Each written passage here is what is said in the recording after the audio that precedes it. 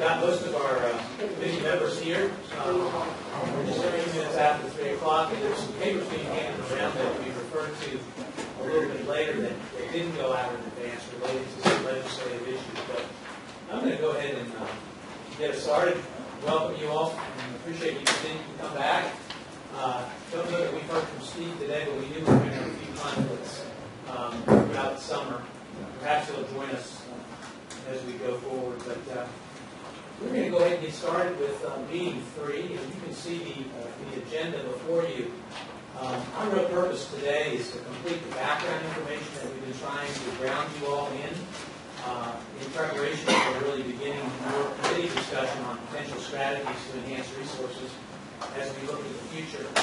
As you can see from the slide, the previous meetings, we really tried to spend some time helping you understand what this gap was all about, the difference between our revenues and expenditures and why it existed, and also mention to you that within that gap didn't include really funding our CIP at a level that we think is necessary going forward. We talked about benchmark localities and where we stood in terms of our expenditures. Went in this last meeting on some of our existing revenue sources and our financial policies and debt financing. Important drivers, if you remember, came as part of that. Today we're going to shift into completing that background information and move on to your discussion. I wanted to say that we're going to do a tag team today. We've got a lot of staff that's going to come up and cover portions of this, and the one person that we haven't met up to this point is David Blunt, who is our regional legislative liaison. He's going to talk a little bit about the board's efforts over this past year and the position in the region related to taxing authority for counties, which is different from cities. So we'll talk about that for just a little bit. But we're going to start off with some of the final alternatives that were previously considered by the board for review. We're going to then shift to some of the efforts underway right now. We've been looking at our profit system and some other things that we'll talk to you about. Then I'm going to spend a few minutes revisiting the committee charge so that we can then transition into the rest of the work of the committee that will go on, ultimately resulting in a report to the Board of Supervisors in November. We'll share some ideas and reflect on some of the ideas you've already put on the table as we plan for future agendas. And that's kind of how we'll try to conclude today. With that said, the first item up was looking at these alternatives previously identified for the board's review. So we want to spend a few minutes talking about general obligation bond referendums and service districts. And Bill Lettieri, our Deputy County Executive, is going to start us off, and then Larry Davis will cover service districts.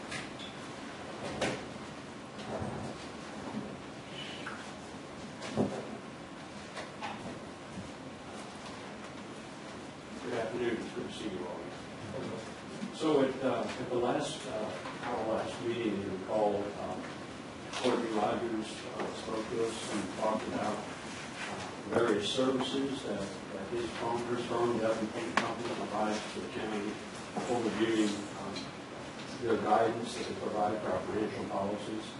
He also talked about the county as a AAA, how it compares to other counties in the state and the nation as it relates to our policies and condition. He also talked about the various forms of financing that are available in counties like ours in the state.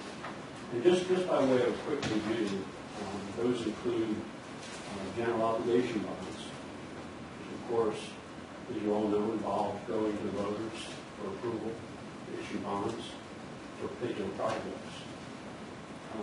That is a particular advantage in that it provides the good faith and credit of the citizens, and therefore results in the best rate of interest rate possible. Given that, the second form that he talked about was lease revenue. And as this chart indicates, it's a very prevalent form of financing in the state. I think there's good reasons for that. It does involve less process in terms of going to the public. For those jurisdictions that are not AAA, the differential between going out to a bond referendum and lease revenue is probably not that great, as it often happens. Generally, as the financial folks will say, it's about a notch difference between AAA and base revenue.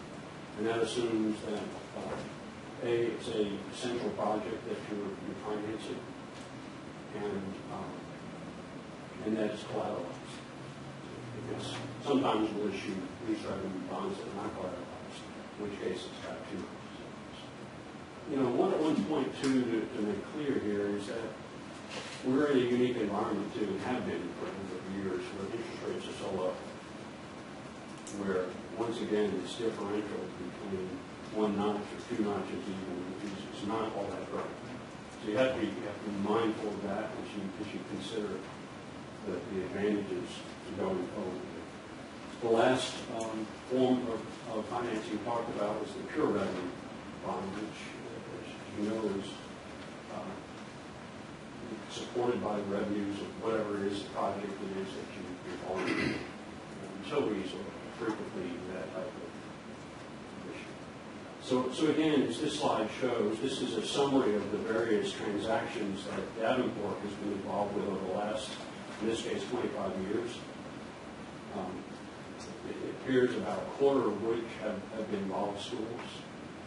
Some of you may know that in the state of Virginia, there's the so-called BPSA finances program, which many of the jurisdictions will be involved with. It's probably why you don't see as many of them here, with the balance of them being the government. And again, a very prevalent form of finance. So we go to the next slide. It really takes a closer look at this question of general obligation bonds and the prevalence of that. First of all, we point out that there are approximately 15 counties, those in blue, that have actually issued debt through a bond refunding process.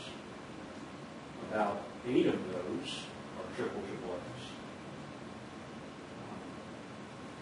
All of the AAAs, other than Elmore County, have used bond refundings in the past.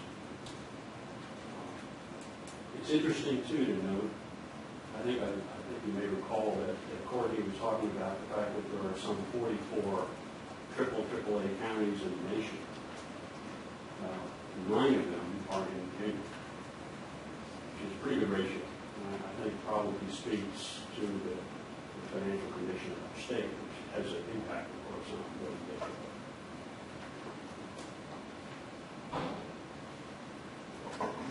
get. Again, key issues, just to reiterate, the bond referendum idea is about going to the voters for support for financing particular projects.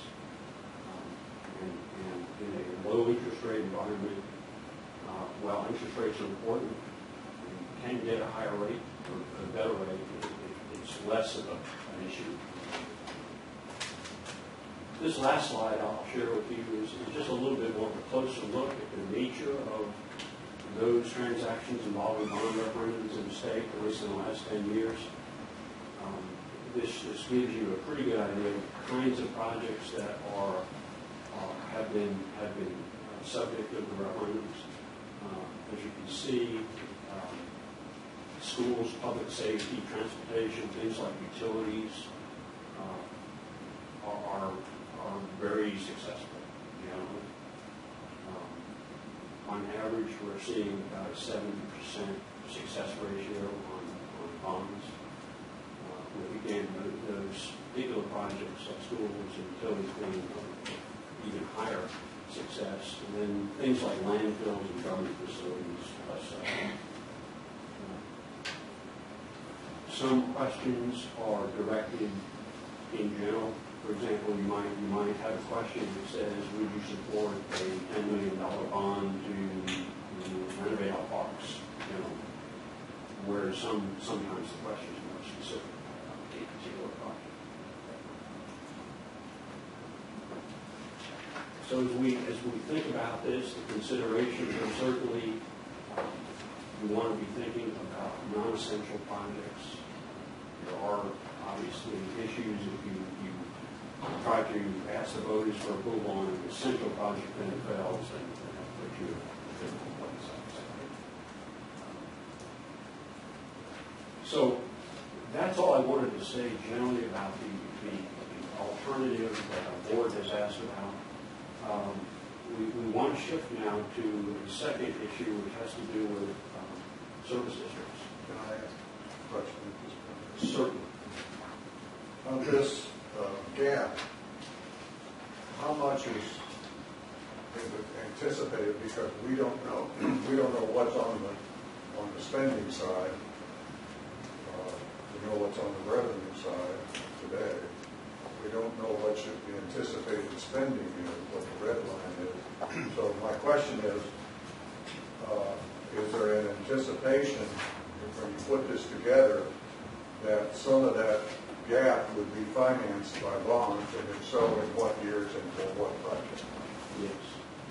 The answer is we have a fair capital program.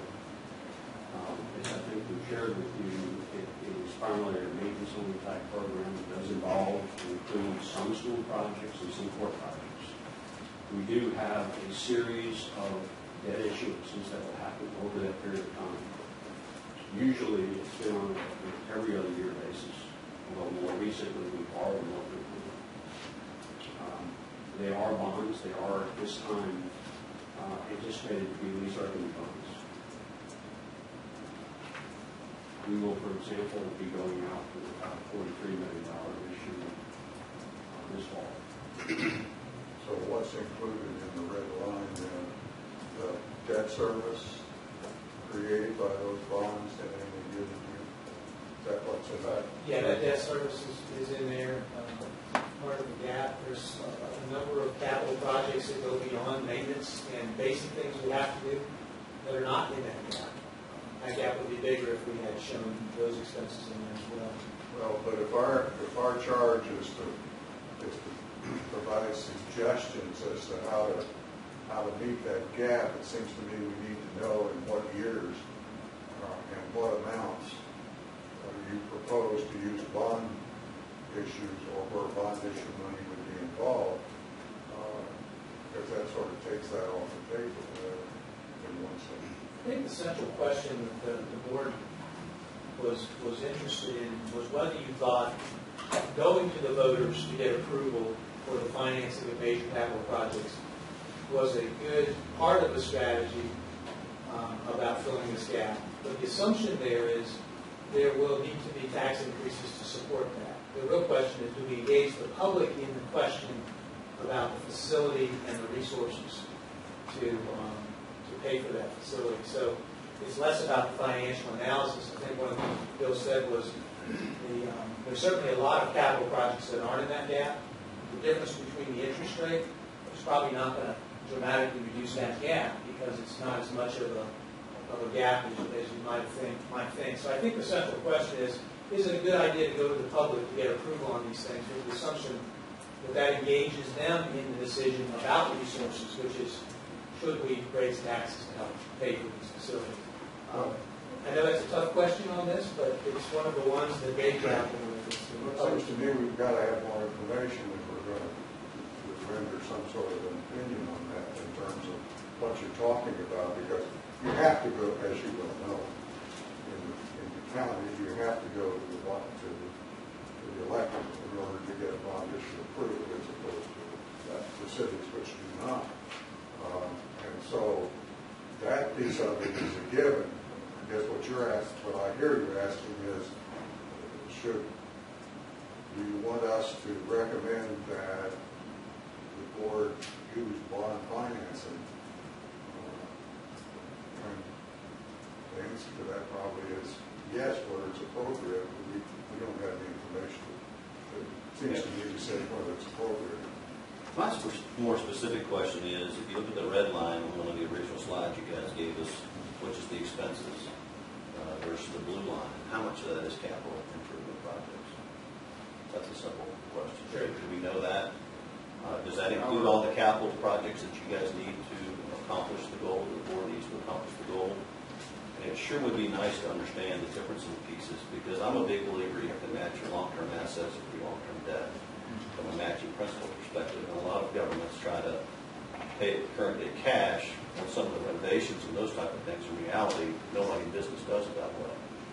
So my question to you is, in your CIP plan, which I don't think we've seen that CIP plan, you know, from a timing perspective and types of projects. I mean, if you re-renovate, let's say, this building that we're in today, that's definitely a long-term project that you wouldn't want to, you know, a major renovation, you wouldn't want to pay with current revenues. But if you're just going to paint a room, obviously that's maintenance. So just understanding that would really help me. That's a good question. Has everything to do with resources, and we can easily bring back some summaries of this.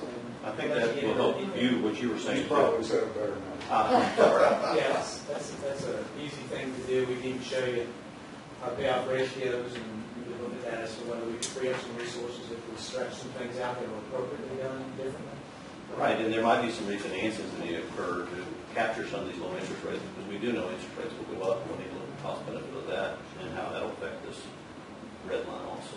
We'll bring some information And you back. guys have probably already done this. They're doing, no, that's being done on a regular basis. The other thing I think we need to understand here is that you don't have, there doesn't have to be a referendum to finance any of these projects. These projects could be financed through the other means, the school bond fund, the lease revenue approach, and that's the way the county has done it in the past. And the question of whether you go to the public to do a general obligation bonds that's just another way of incurring debt to pay for capital projects. The savings on that in today's interest rate climate is minuscule, especially when you figure the cost of the fact that general obligation bonds and referendum have significant upfront costs. It's not incurred with the other ways of financing. So you have to have some significant differential in interest rates, in my mind, to make it make sense. But you kind of know what the projects are to know what the funds. Right, well, they do, and they do. They've got a list of that. But the problem, I mean, I think what Tom is saying, if you look at their list of projects, there are a number of projects that aren't in there currently that most people think need to be done who are looking at the resources in the county. That isn't figured at all into this red line, blue line differential. The debt service on anything beyond the couple of projects Bill mentioned in general maintenance are not included in those. The deficit that you see growing every So time. we will come back with our capital plan, how it's funded, and even the payoff ratios, and also. I'm more interested in the future than I am. And then things that are unfunded, we'll show you, we've got a list of those too, so you can know how the gap would even grow bigger if we were to fund some of those things. And they're not nice to do things. Some of them are things we're going to have to figure out how to do. We've done what we have to do, I think, in the plan. But we'll bring some more back on that, and also give you some links if you want to dive down deeper into some specifics. Leonard, do you have a question? Yeah, just make sure that I've got the red line correct. Does the red line include the cost of the capital projects that are to be carried out, or is it the debt service related to those projects during that period of time? Yes, sir. Okay.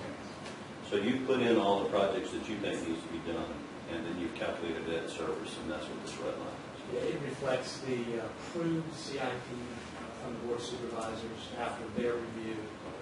But there are methods of financing in there that you can look into and say, would there be some opportunities there? We've checked with Davenport as we've gone through these, but I think that's a good thing to look at because there is some chance that we'll free up some resources.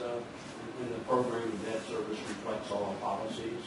That'd be helpful in understanding these pieces, that's all. Yeah. And just one follow-up question on that, Tom. What I hear you saying is that when we see that plan, we're going to see that it's projects that are, in your opinion, not discretionary. They've got to be done. These are must-dos. And I would not disagree with this. The referendum probably is not going to make a huge difference in the cost of that debt in today's environment. And one has to judge the risk of a failed referendum on a project that's not discretionary. Yes. I mean, isn't that an important That's issue? And that's correct. And we will also do a little bit of analysis to show from our financial advisors if we got that lower rate, how much lower, and what difference would that make over a payout period, just so we can at least capture the real number there. There is I guess you could say there's a political question in the best sense of political, which is whether there's value going to the voters on that. As we showed on the slide, we're the only AAA that has never gone out to the voters, except in 73 for the Henley High School or Western Alamo High School. But again, this is good information to bring back to you. I think real good questions that we should answer. Aren't we're really talking about, there's two issues. One is the financing and whether that's the way to finance and whether it stays within our guidelines. The second question is the bond referendum, which really has nothing to do with the actual financing, whether it's appropriate or long-term or short-term. So, and I guess my question, or just to put out there, is that the county has talked about bond referendums for many years, and it keeps coming back to the board, and it never goes out. So it's a political question, not Yeah. And I think the problem in the past has been, just as Leonard pointed out, unless you've got a capital plan that includes things that are really, that don't have to be done, that are really discretionary, there's a risk of going out in the bond referendum where the voters don't approve things that have to be done. And so this red line, one of the things that I'm troubled by here is talking about going out for a referendum, which under any sense is going to increase the difference between revenues and expenditures further than already exists in that red line, because you're talking about adding capital projects that are not currently in the CIP, which adds debt, which adds debt service, which increases that deficit further. And I think you can assume that if we're going to do more in our capital program than we're doing now, it's going to need to be supported by tax increases. And so one of the broader questions here is it a good strategy when you know you need resources to go to the voters to get their approval rather than doing it otherwise? And I know that moves us on this borderline of the politics versus the financial analysis here, but I do think the board would appreciate you all considering weighing in on that, because there are going to have to be more resources just to keep up with the basic needs of this community going forward. And if part of the resources is taxes, then the question is, you should go to the voters and get them to chime in on some of those facilities. But there is strategy to how we put that forward. What we put forward is an essential facility. Do you really want to ask that question? In some localities, they go to the voters and say, would you like us to use the highest rate to finance this? We're going to need to do it anyways, and can we get your approval? So how you ask the question makes a difference. There's some strategy involved in this. There is an argument that engaging the public in that, if you know you need more resources, is a better way than not engaging them and just making a decision around the table here. And again, I know that straddles the line a little bit on your charge, but they would like you to chime in on that. The only thing that's troubling to me about that is that when you're looking at the deficit you're already looking at, adding on debt is only going to increase that deficit. So if you go to the voters and you say, we'd like general obligation authority for $100 million of bond issuances for the following projects, and by the way, to do this, and you can't put this in the referendum, as I understand it. You can't put it in the tax rate question. So somehow you communicate to the public, at the time this is going out, we're going to have it's going to require a 3% increase in the tax rate in order to service these bonds.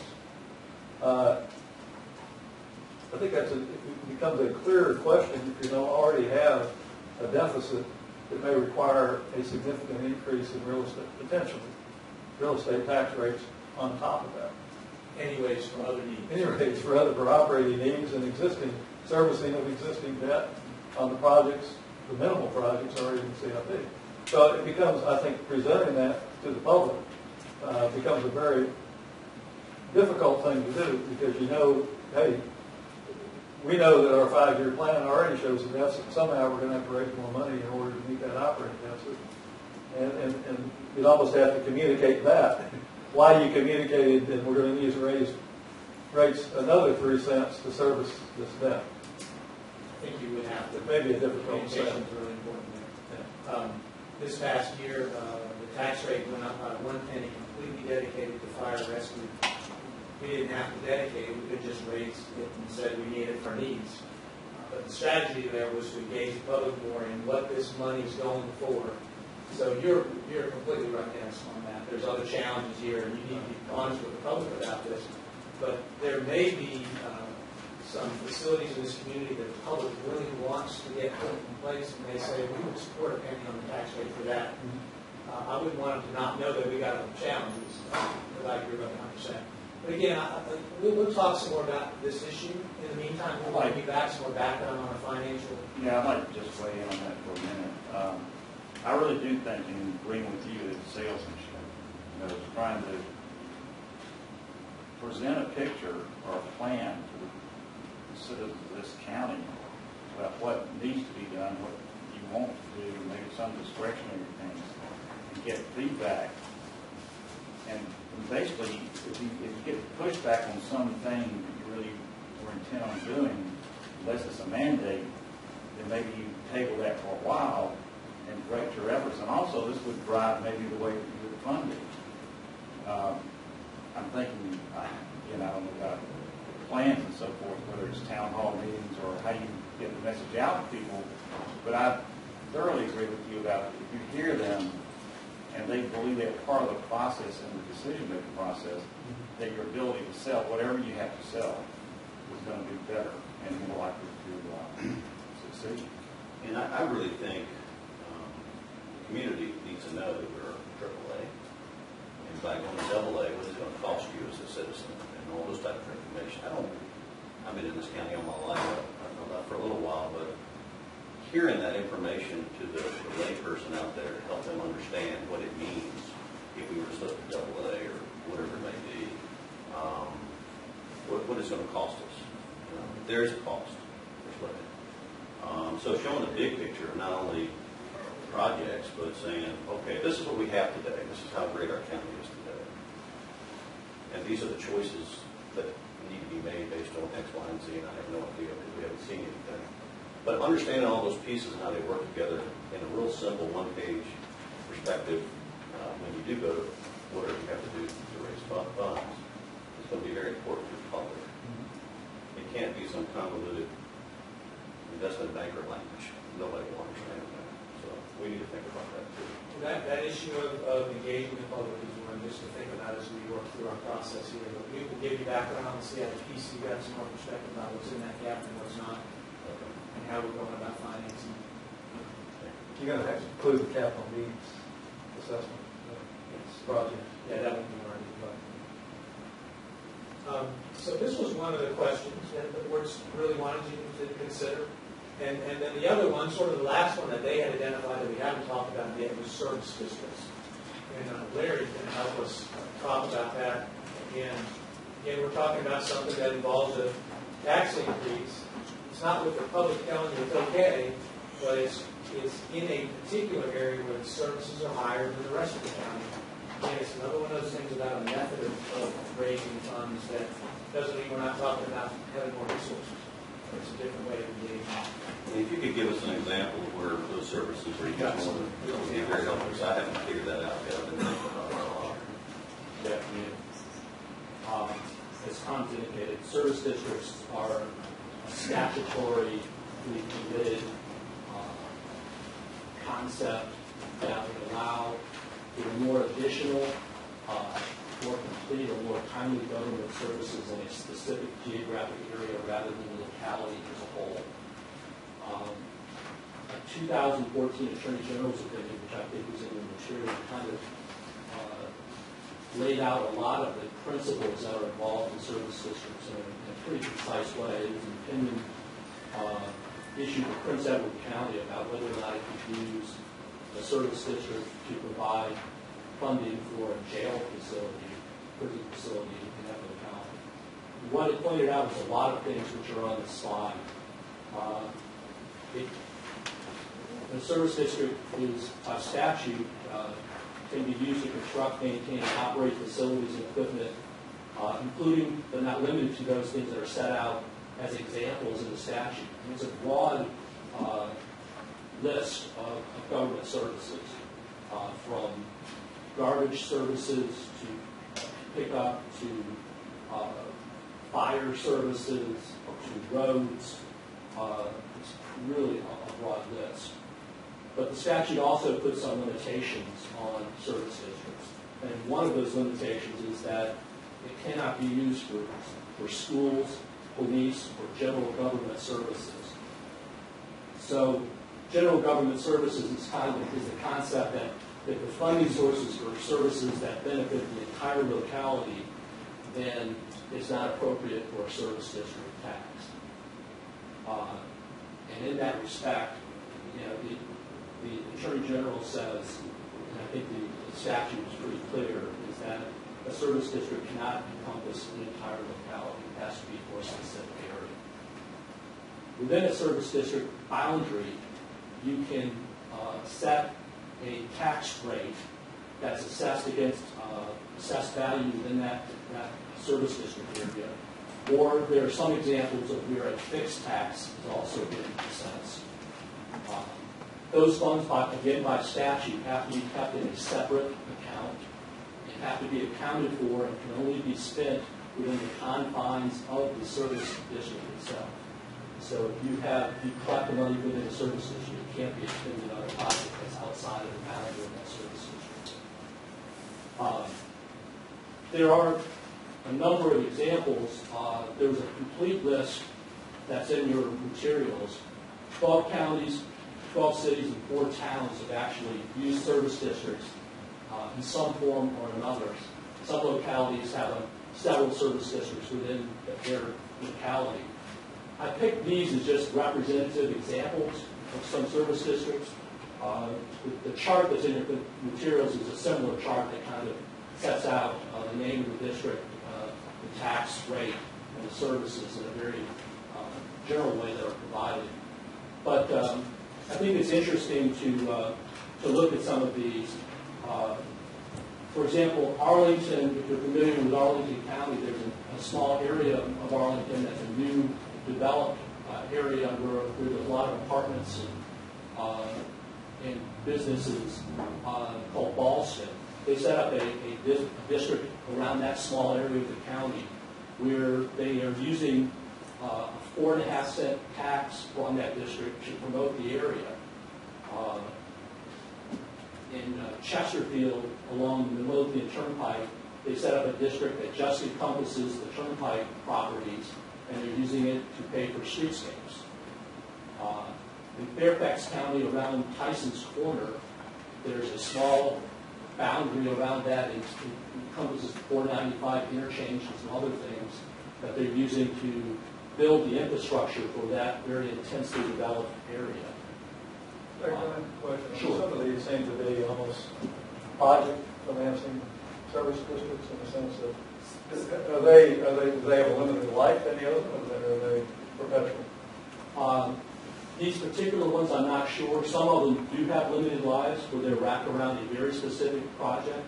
Others, I think that there's an ongoing need and vision for infrastructure over a period of years, and it would be replacement infrastructure and other things, and I think that they would have a longer life rather than just a short life. But there are very specific projects that they are paying for out of these taxes. The one anomaly in this list, and probably one that's not consistent with the Attorney General's opinion in some respects, is the Fairfax Stormwater Service District, which is, for all intents and purposes, is county-wide. It includes everything but Fort Belvoir, which is not taxable property. So in essence, this one is a general tax rather than a service district tax, but they call it a service district tax. Fairfax County Transportation District, this is actually one where by statute you can partner with another locality and create a service district that overlaps borders. The Route 28 corridor is one of these where they're actually paying for the Route 28 improvements within Transportation Service District. This is a high rate of 18 cents, which I think is pretty significant. The Fauquier one is one that's grabs our attention a little bit, but it includes about 125 parcels, and they're doing, again, infrastructure improvements, they're doing some telecommunications improvements, streetlights, and business promotion. Again, it's promoting the urban part of Walker County. I think it's around the city of Warren, or the town of Warren. The Hanover one is another one that's interesting and unusual. They actually let neighborhoods petition them to set up a service district around a neighborhood, and for a $24 a year fixed fee, they have separated recycling pickup within the neighborhoods. It's a service district. And the last one, the New Kent one, is also one that's somewhat of interest. This applies to 80 parcels only in an area called Bottoms Bridge, where they have used the service district to actually pay for extending water and sewer facilities, but they're also extending fiber optic cable to provide broadband service, particularly to that small portion of New Kent County. So there's certainly some opportunities and limitations that are wrapped around service districts. An important issue is how much money you have to raise and what the tax base is within the confines of the district. Some numbers that we have provided, I think, previously is that if you were looking at doing a service district, which is some discussion wrapped around of having a service district apply to the development areas in the county rather than to the entire county, the tax base for the development areas, which is about 5% of the county, is roughly equivalent to the tax base in the rural part of the county. So every penny that you would raise for a service district for the development areas would have to be twice the rate that it would be if it was applied county-wide. So that's just a consideration. Come up with the same revenue. To generate the same revenue. To generate the $1.6 million that is roughly the amount that a penny generates in the county this year. All right. As I have sort of tried to understand service districts, I may be wrong about this, and so I'd like to be correct. But it seems to me that in terms of our exercise, we would have to know what you included in the red line that might lend itself, expenses that you're going to have, that might lend itself to doing it by service district before you could make any decisions. And then the other question that I have, an accelerator, is it seems to me that necessarily service districts, you're going to spend money to do something in that district, and you're going to collect some revenue, and you can't use the revenue that you collect for anything else other than that, so it's kind of a wash in terms of the red line, unless you're taking something out of the red line that you're financing and doing that by service district, thereby alleviating some of the expenses included in the red line. Am I wrong about that? I think you're exactly right. One of the challenges of the limitations of the service district is they can't be used to supplant existing general services that are being provided. So what you're talking about in the service district is providing more complete, more timely additional services than you are for the entire county. So it's not a tool that can be used to offset existing general service costs. It has to be for additional services. What we can do is and by the way, I guess I want to say one thing, that we really didn't ask you all to come here to figure out how to solve that gap, but to talk about the ideas around meeting future needs, which includes a gap, but we also spent some time talking about those things that are not even in the gap, that are some of them pretty essential things going forward. Now, we've reduced all the sidewalks expansions in our CIP, so it's not in the gap. That would be an example of a service district in an urban area that might start to pick up sidewalks again, if that's an important thing for us, and it has been in the past. Expanding regional transit services. So we have so many routes now. If we were going to in the urban areas to make those the places that we envision. We thought transit was really important. That'd be an example of a place where we could create a service district that would then allow us to do that. So what we also need to do is what Cole has asked for, is to tell us in that gap if there's some things that are about expansions that might help close the gap.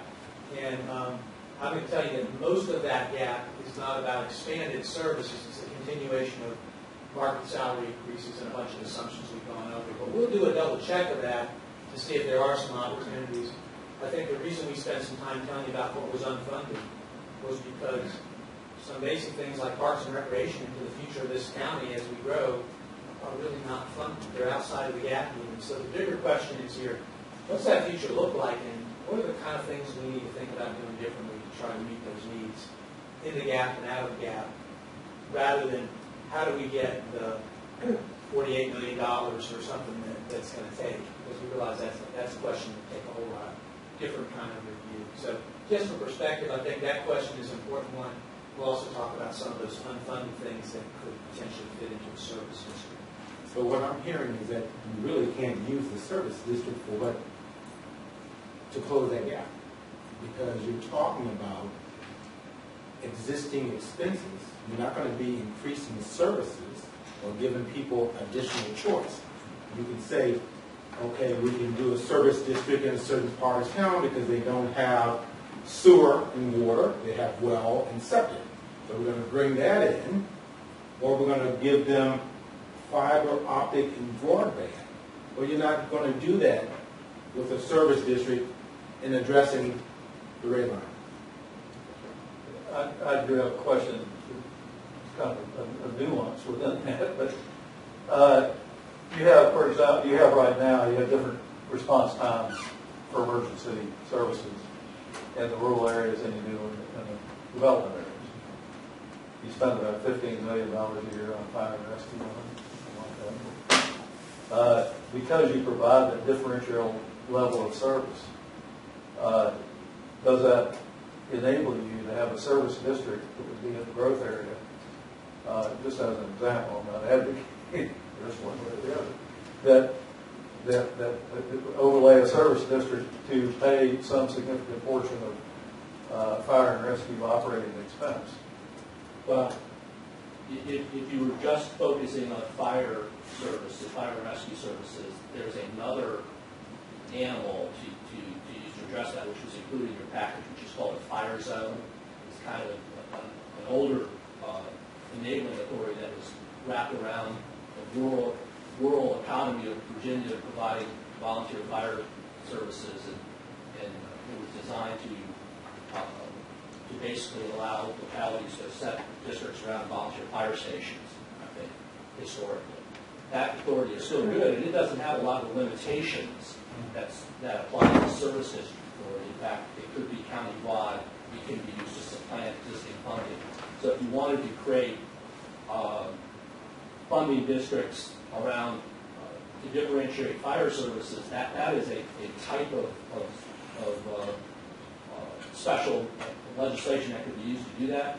One of the challenges of that, again, we reach it a little bit, is that the way our fire companies work is that they provide services all over the county. They back up each other. They have response areas that go outside of their districts, and identifying funds that apply to only be used within a fire zone or within a service district could be complicated. Maybe not insurmountable, but it's complicated. What I want to do to be sure we thoroughly answer this question is to figure out if, and I'll just use this as an example, if in that gap is the opening of the Pantops Fire Station, which is in that gap. If there was a way that there was a service district that would pay for that expanded service, I want to look in the gap and make sure we'd be identifying those, just for information. I think the reality is the majority of the things that are going to work here are more about that future that's not funded at all, that's something we're going to face.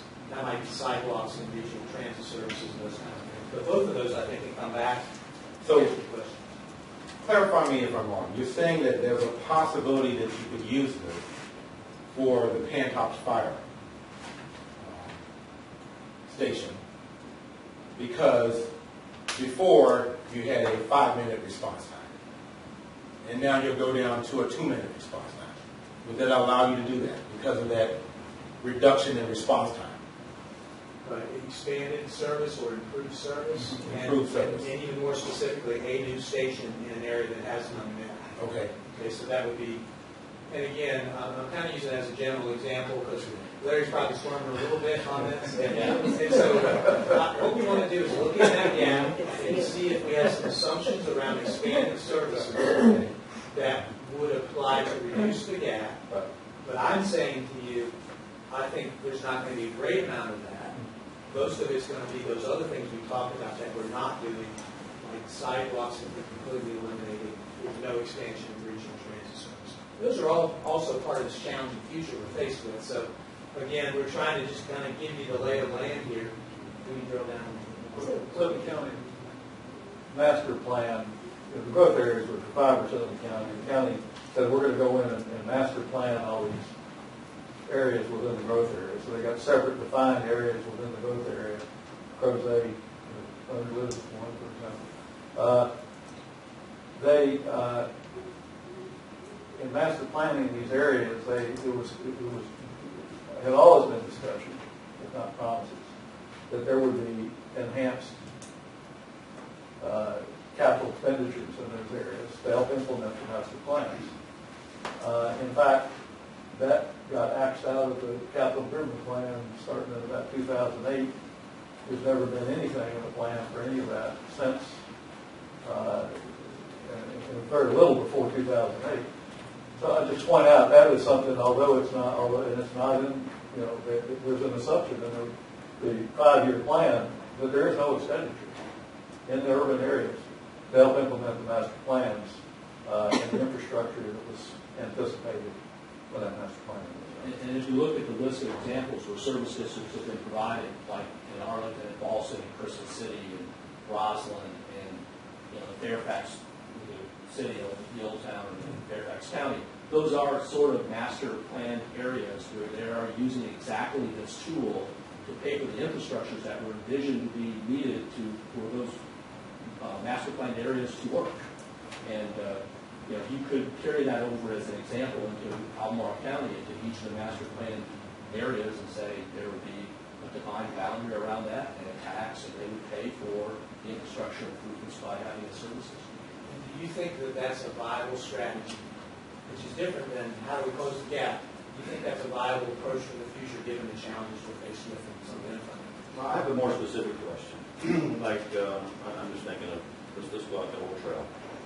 And I haven't reviewed the development agreements and everything that the county approved, but isn't those developers putting in all that infrastructure? Besides potentially the additional water or whatever you have to bring to it, which is a totally different organization than what we're talking about here, that deals with that issue. I'm trying to put my hands around, okay, you say sidewalks. I don't understand that because these growth areas, I think all the sidewalks are being paid by the developers when they're put in, maybe maintenance and stuff like that. But like Pantops, all the sidewalks in Pantops, did the county put those sidewalks in? They did. So the developer did not put those sidewalks in. That's what I misunderstand. That's not, I mean, what you're I'm just saying- making up stuff. Yeah, and what you're saying is, yes, the answer is really yes and no, because if you're looking at what takes place within an individual development, the developer may have paid for those sidewalks. In Old Trail, the sidewalks within Old Trail, the trails within Old Trail, were paid for by the developer, not the county. Right. But if you get like along the Jarman's Gap Road, that's public money, the sidewalk going in there. That downtown Crozet, all the improvements in downtown Crozet, that's public money. It's streetscape improvements. So there's some of both. If you have, if you look at the, in order to implement the master plan, it's a bigger area than just Old Trail. The master plan area is really all of Crozet. I understand. Okay, thanks. So this public and private, connecting neighborhoods is something that the public will do to create walkability, whereas internal, they're paying for a lot of it. Tom, let me talk to your question. I'm also a member of the Pantops Citizen Advisory Committee, and one of the issues that is very specific to that area geographically is the pedestrian crosswalk. It's coming up in this group, and now there's some impetus being developed to bring it back to the board of supervisors and so forth. I think that fits this model very well, where there's a very distinct group of people in a very specific geographic area who are going to benefit from that and would fund it. I mean, if you start talking to people that live in that development behind Rite Aid, and I'm sort of coordinating that effort right now, there's a lot of interest, and that's just something for you to consider in the future if that gets to be important. That you bring it back to the people who are going to be the recipient of it, a large part, down the bottom of the hill as well, when you do fishing. So, anyway. So you think that's a Absolutely. That's what we understand. Absolutely, yeah. Well, we'll come back to these specific questions as we move on with the work of the committee, but that gives you kind of the overview of the concepts of the service district and how that can work. This really not, I guess, important to the discussion, but we have had things like service districts historically. I mean, water districts, before we had the consolidation in the public authorities. They're not Sanitary districts. sanitary districts, thank you. And they're very much like a service. They're very similar. The major difference is that the property owners petition for those, and there have to be an agreement to have those created, and they're very specific services. But the sanitary district authority actually has a lot of flexibility in what it could be used, what the funds should be used to pay for. Thank you. One other thing is that the service district might provide the revenues for matching funds for VDOT revenue sharing purposes. We mentioned earlier, right now the county gets almost no secondary road funds from the state because they moved it all into revenue sharing in effect. So if you want to get money, you got to put up money. Curious, did stormwater fees, were they looked at through the We service can district? talk about those next. Stormwater fees, there's a review going on right Or now. was a service district looked at? It's one of the options It that's is. being And we'll talk about the three options they're looking at for stormwater fees to meet the mandates. In fact, that's next up. Doug Walter, the other deputy, is going to come up and talk about our profit policy, stormwater fees, and then we're going to shift the legislative options and kind of work on that.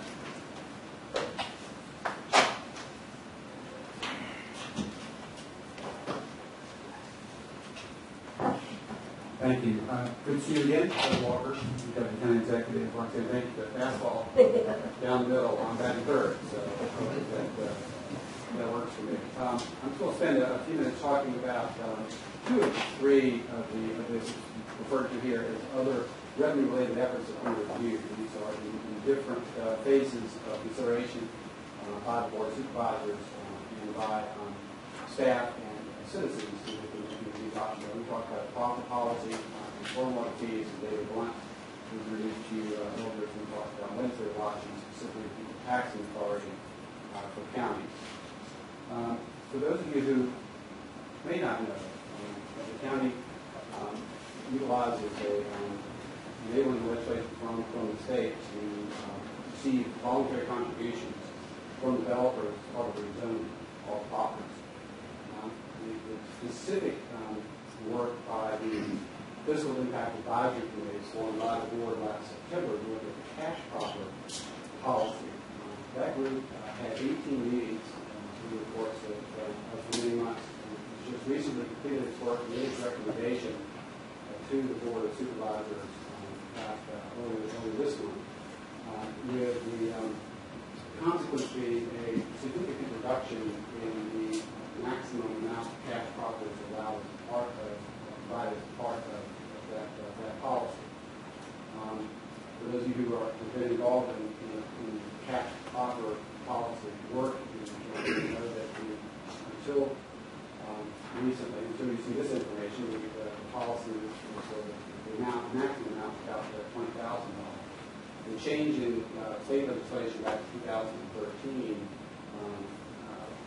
required the county all local governments to no longer use property cash for maintenance replacement projects. And that had about 70 to 75% of our CIP and CNA were maintenance and replacement authority as the primary reason why the city reduction. The process now from the Fiscal Impact Advisory Committee, and accordance with the charge and resolution of intent adopted by the board, is to send their recommendations to the planning commission. The planning commission will now consider a comprehensive plan and then be brought back to the board for consideration. Probably worth mentioning that the FIAC also spent considerable time talking about Texas, and have also indicated that it will continue to work on behalf of the board to look at the model that was used in calculating the maximum cash profit amount. So the work will continue. This is meaningful information related to revenues, particularly in support of the county's capital improvement plan that will have its implications to the board as it moves forward and determine how it's going to fund that plan. What is the date? It was 2013 legislation. What is the date by which a county has to basically have its policy in line with the 2013 legislation? I would prefer quickly to Larry, my understanding is there's no specific date prescribed by the legislation about the changes that the county has to make. I think that there are questions that have to be asked and answered as we deal with the cash profits that have already been made up to this point, and any cash profits that have yet to be made, but may be before the county actually changes the policy. And so there is some question in there about how that's going to be played out. Just one other question before we go on. Very good. I thought the current cash profit in a single family was almost $23,000 or something based upon the fact that it had increased. There was an inflation factor. Inflation factor. So really, you talk about going from 23 to roughly 5. It was about 21. It started at 17.5, and it's now just under 21. To speak to that question, what our cash profit policy is, as you may recall, it's a maximum cash profit policy. So it really says you can't profit more than $21,000. Now, what is a reasonable cash profit is based on what the impacts are of that development and how they're going to be addressed. When the legislation changed in 2013, it undercut the model that we use to determine what the impact of a typical single-family house is, as an example. And part of the charge of the FIAC committee was to go back and re-examine the model and plug in the appropriate CIP expenditures into that model to see what that impact is with the limitations of the statute. And that, in part, is what drove this number down to $5,000. That when you took out, as Doug indicated, all the maintenance in the projects that were not increasing capacity because of the recession and because of the project that are in the CIP, there was not a lot of projects in there that were actually expanding capacity given the growth issues. Well, what about the time? In other words, timing. You got 2013 legislation. What is the timing by which you have to apply the new guidelines? And second, to what extent does that impact your red line? The legislation refers to how we use them. Yeah, the restriction went into effect July 1 of 2013, that you could no longer use proper funds for maintenance projects. So we implemented that immediately. It did not dictate that you had to refund any cash proper money that had already previously offered. Right, but in terms of somebody comes in tomorrow with a rezoning, are you still free to apply the existing 21,000, or that's the maximum that we could accept, and the developer, based on these numbers, may not be willing to proffer that much because the new numbers might reflect that his impact would be addressed by a lower amount than the maximum. And it's not black and white apparently. Well, I guess the question from the committee standpoint is, to what extent does anyone expect this change to impact the projected revenues that may have been included in the 5-year plan that we're looking at? We've taken a pretty conservative approach on how much revenue we projected to pay for the plan. So we don't expect it to have much of an impact because development activity slowed down so much. We just hadn't projected new housing that was going to generate a lot of revenue. even in those cases where there was some activity, it's very uncertain. So again, there's very little in there that's going to impact it. But there's a lot of obligation out there that might have paid for some of those future things. But in the 5-year plan, we do have to rely on that. And this money is collected now under another state code requirement. It can only be collected at the time of occupancy permit. We used to get it at an earlier point. So this money now trickles in according to when units actually come on board are occupied. Is it true that the proffer for the high growth area is higher than the proffer for not the high growth area? Is that, did I say that right? The proffers only apply to rezoned property. Right. And historically, maybe one exception in the last 30 years, there have been no upzonings of property in the rural areas, so there have been no proffers in the rural areas. So the higher proffer is in this growth area that the county has designated, and that's where we want everybody to build, but that's the highest proffer. So if I wanted to build my house on 5 acres out of the county, or whatever it is, I don't remember what it is, that doesn't affect anything. I'm just, again, I'm making up a scenario here. The proffers have problems, but, and what you just pointed out. Well, we're trying to get people to build there, plus we're increasing the cost, and now we want to add a service district, and now they increase costs even more, so. Yeah, I'm not suggesting we do either. Yeah, I'm not either, I'm just saying, I'm thinking about what the county's goals are. Right, it's a difficult situation, because if you're looking at the cash proffer system, it's unfair in a lot of ways, in that somebody rezones land. You have two people with property beside each other. One of them's property has already been zoned in the growth area, the other one hasn't. And the guy that goes in to rezone is going to have to pay property. The guy's property is already rezoned years ago that pays no property. And the thing you said about the rural area, you go out in the rural area and build a house, there's no profit. Or a developer cuts up 10 acres off the cul-de-sac, Right. and there's no profit. The problem is, the fair approach is something called impact fees, which you basically are put on every dwelling unit that's built, regardless of where it is. But the state does not give localities the authority to impose, except in this very narrow way, impact fees. And Yeah, I was just asking the question, so I can understand. that would eliminate the Well, problem. I don't know a whole lot of the growth areas where, I don't know, there's new stuff going on, that's fine. Yeah, that's a central question that's been discussed by this committee, is whether if we really want a lot of development to happen in development areas, should we make it less expensive? And 18 meetings we discussed that very issue. I'm sorry. It's just, I'm kind of getting the common sense, trying to understand the strategy, so. That's the right. Because then you have hookup fees for water and sewer, and I'm just, thinking through all the different costs, which are fixed asset CIP related items for future issues, and so it just, the cost to build, if that's where we want people to build, is very expensive, so, okay. I think that's a good overview of profit. Okay. Moving on then to the stormwater fees.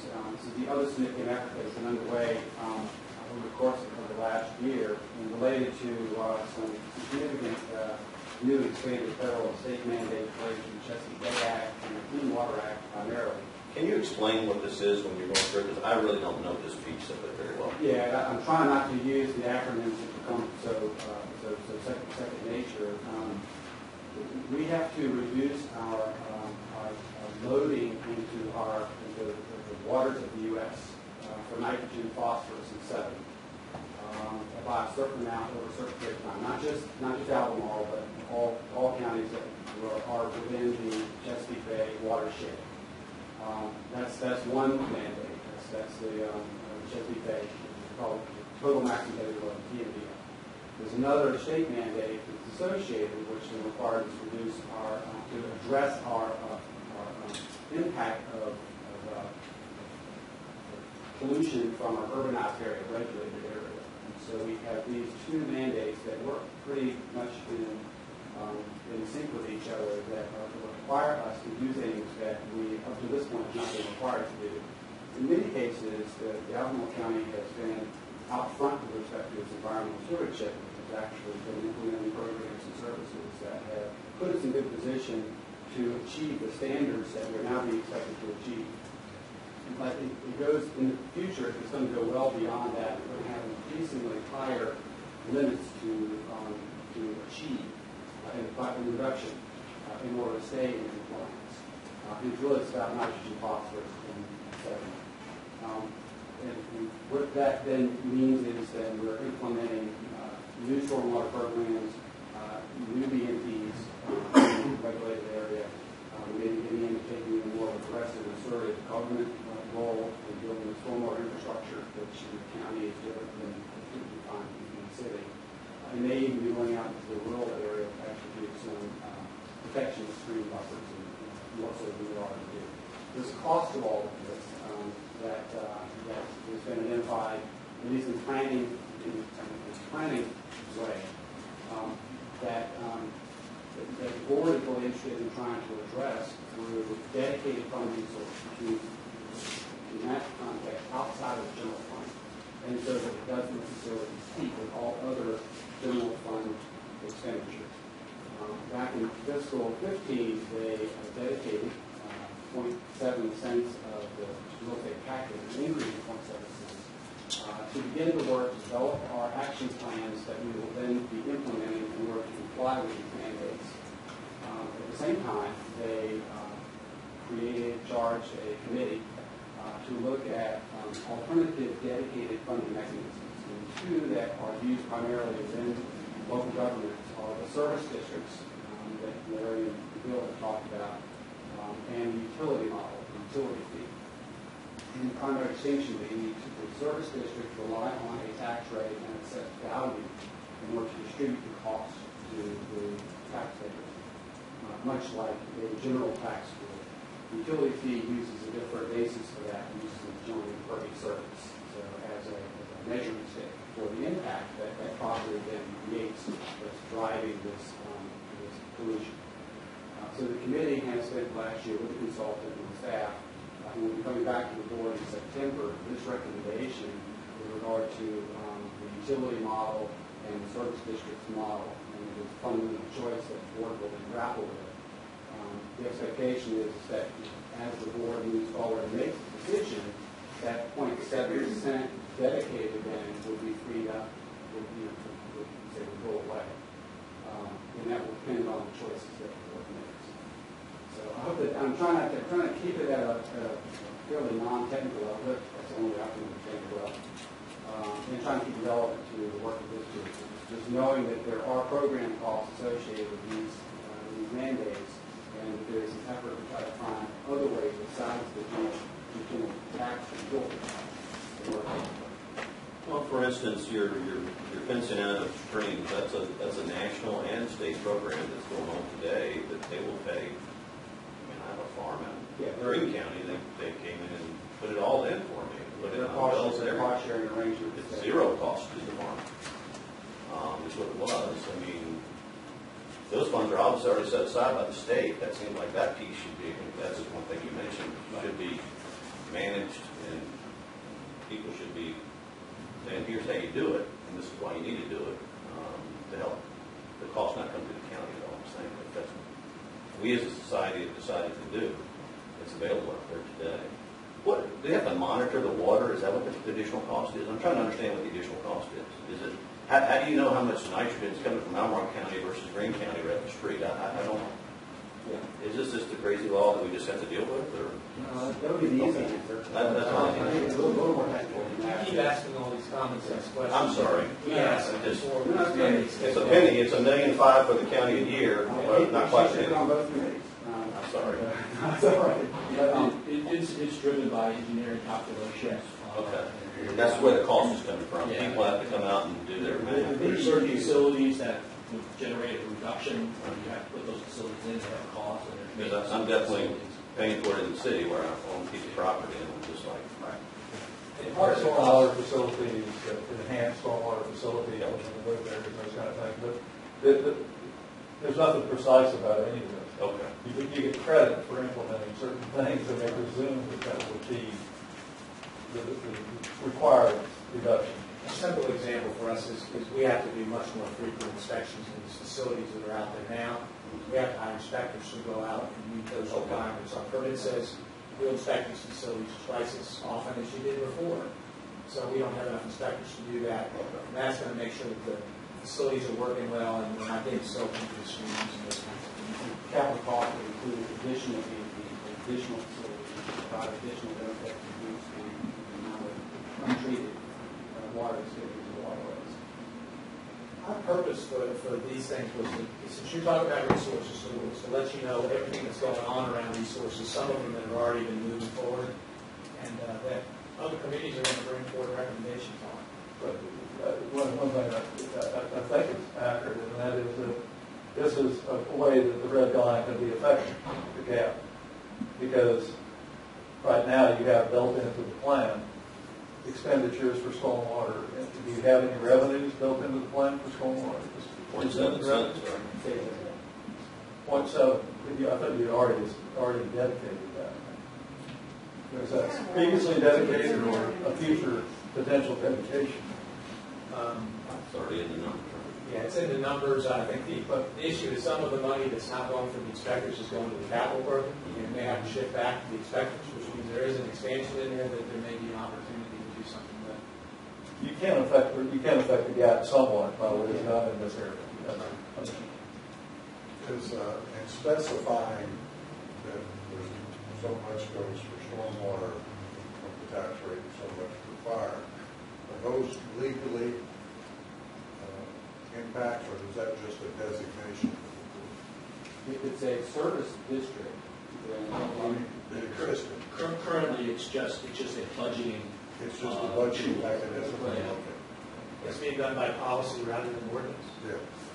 We can change the fire district to be specific in an ordinance, which would be a different way than we're doing it now, but now it's a policy decision. So the public knows where some of the taxes is going. So Tom, this is an unfunded federal and state mandate. That's Right. And the fencing that you talked about is very limited in the big scheme of things of the requirements we have to put in place. Right. Oh, I But we're trying to pursue the grants as much as we can, those things as well. I know every farmer I know is doing it just because they know it's going to happen eventually. Yeah. So Tom, do you have a model that you're working from as a county that is replicating, duplicating something that somebody else has gone through, or you guys having to generate your own, and both from an expense side and then a revenue side to cover that? On the stormwater fees? Yes, sir. You know, it's some of both. We're not the only jurisdiction who was at this place in this evaluation of how to meet these mandates, and so we're able to take advantage of the work that's been done in other areas. We have our own regulated area, and when you meet certain things that will affect its relationship with the rural area and the choices that have to be made. Are there guidelines that somebody's imposing on you that says if you have this condition that exists, this is the way you address that? I don't want to get into the Well, every jurisdiction has its own requirements Okay. to meet the mandate. So it is jurisdiction specific with regard to the DEQ mandate. But there's no mandate on the funding mechanism. That's correct. Other than that EPA prefers that you have a dedicated fund, but that there's no legal requirement for that. And as I understand it, there are a variety of tools that you could implement, things that you could implement to achieve the reductions required, and you get presumed reductions based upon how they predict they will work. The only reason I bring this up is there anything we can learn from somebody else who's done or is doing the same thing where we can take advantage of that knowledge and we're not trying to be creative in the total sense of the word? We've actually hired the consultants that are working with this committee, Okay. have actually done it in multiple jurisdictions. I think you Got answered that that question. table. Yeah. Yeah. All right.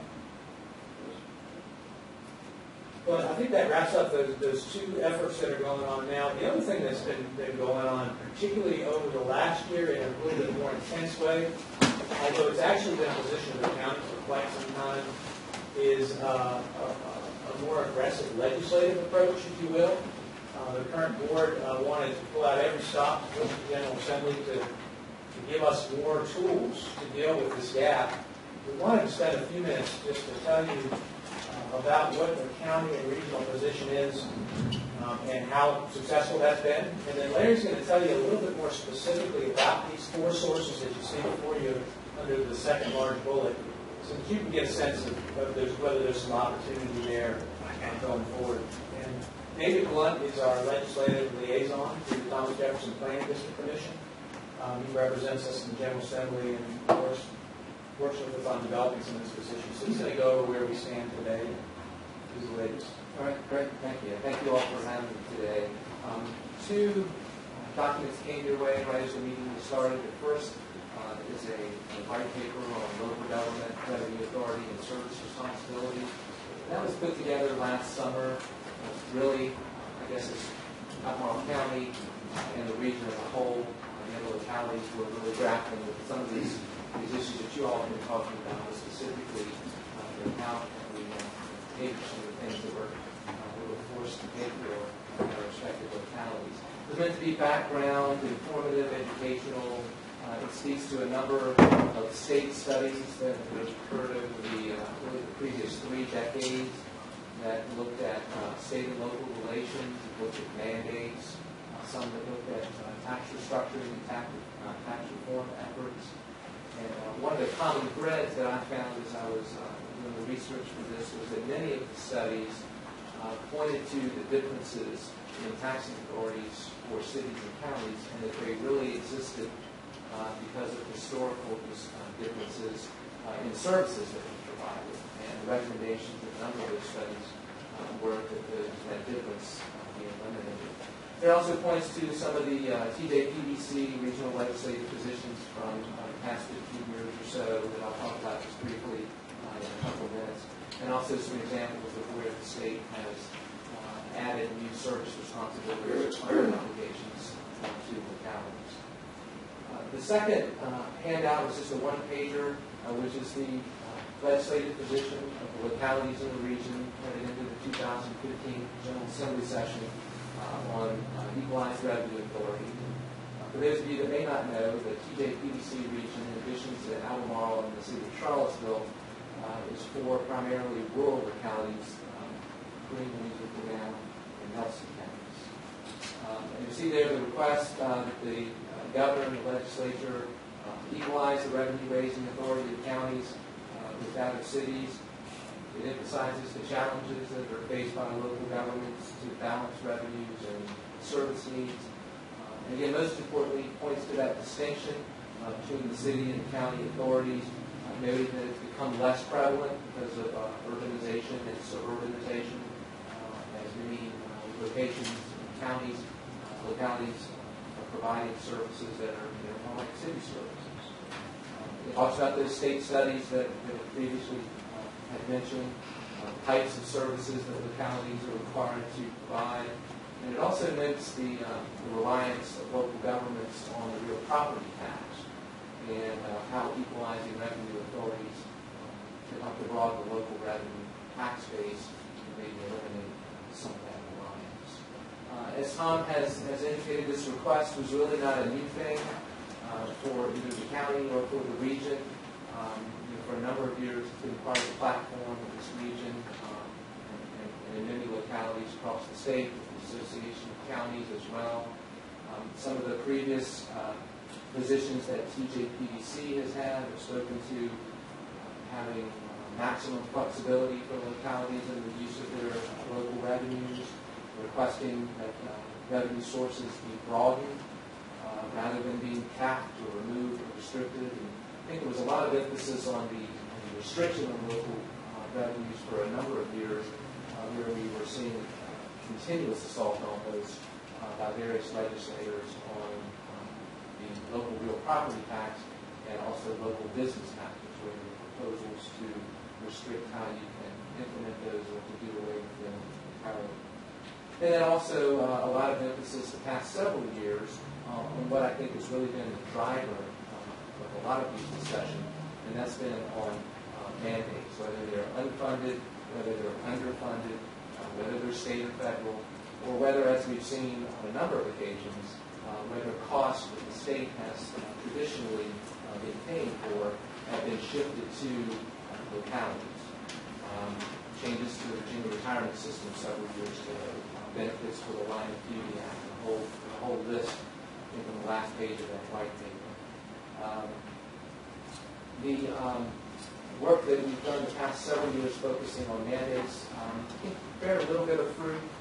Tom and I were part of the task force that looked at the local fiscal impact review process. I think some of the recommendations from that group resulted in a more streamlined process. It was also a resulting piece of state legislation that expanded the number of state agencies that could actually refer bills to the Commission on Local Government, which is the entity during the General Assembly session that is charged with looking at potential fiscal impacts to localities of certain bills that are submitted.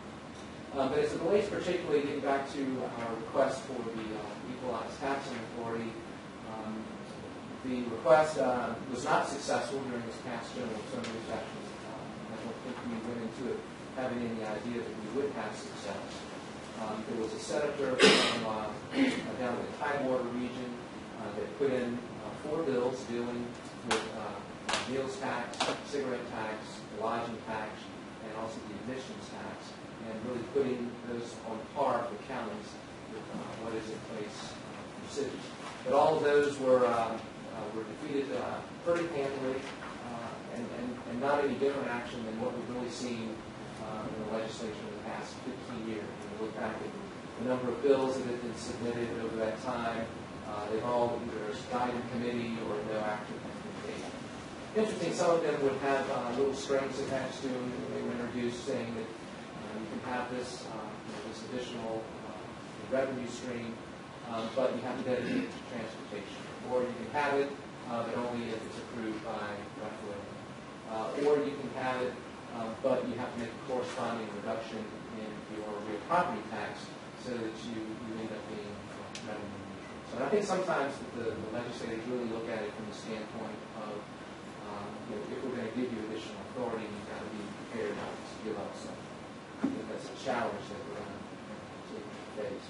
I mentioned VACO previously has had a position for a number of years in support of equalized taxing authority for counties. VACO and VML actually about 12 or 14 years ago, in the early 2000s, I believe, had put forth a proposal to have the state share a portion of the income tax with localities, and it provides a certain formula. It was going to be for unrestricted uses. But that likewise, so that's just kind of a brief history, I think, of where we've been. I think we'll continue to probably see, I